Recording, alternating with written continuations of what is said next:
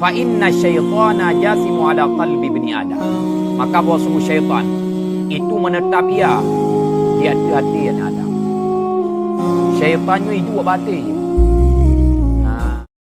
Imam Ghazali, hasil daripada lun fikir atau hasil daripada pemikiran lun ke Imam Ghazali, maka melahirkan satu kesimpulan. Putra kesimpulannya, ba'ati nalimang boh kondisi yang atanya hana ba anggota lain. Ba'atinya nalimang boh kondisi yang atanya hana ba anggota yang lain daripada ubina anggota yang dimiliki oleh manusia. Inan bahaya lo mati.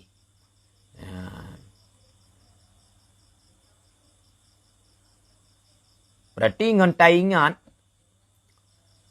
prinsip yang kelimangnya, yang bahwa ba'atinya na limang boh kondisi yang hana ba anggota lain, maka tanya lebih pasti atau lebih datang untuk tak jaga hati.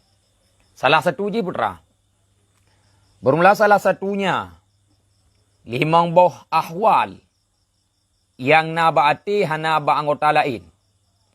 Itu buah sungguh musuh. Musuhnya syaitan atau nafsu. Itu datang ia kepada hati. Nafsu syaitan selalu datang ba'ati. Muqbilun alaihi. Lagi itu menghadap ia di atasnya hati. Mulazimun lahu. Lagi tidak bisa terlepas ia baginya hati. Lazim.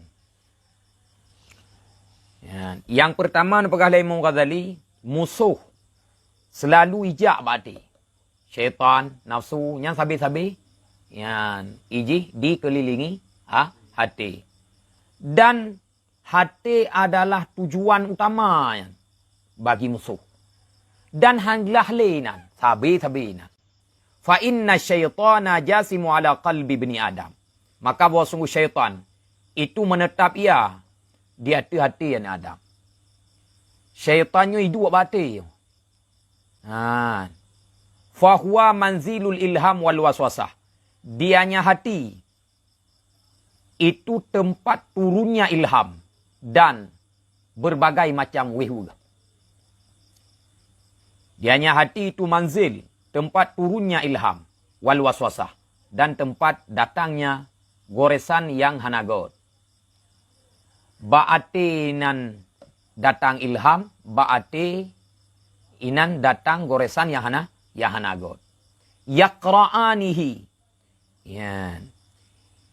Yang mengetuk akannya hati dengan dua seruan pada selama-lama oleh malaikat dan syaitan. Yaqra'anihi, yang mengetuk akannya hati dengan dua seruan pada selama-lama oleh malaikat dan syaitan.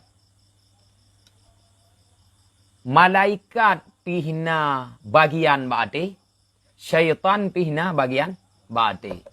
Malaikatnya gebonan malaikat mulhim, gatnya geseru kepada kebaikan. Berarti artinya adalah ajang peperangan di antara malaikat dan syaitan. Sesuai yang dapat. Malaikat pihna bagian ba'ati, syaitan pihna bagian ba'ati.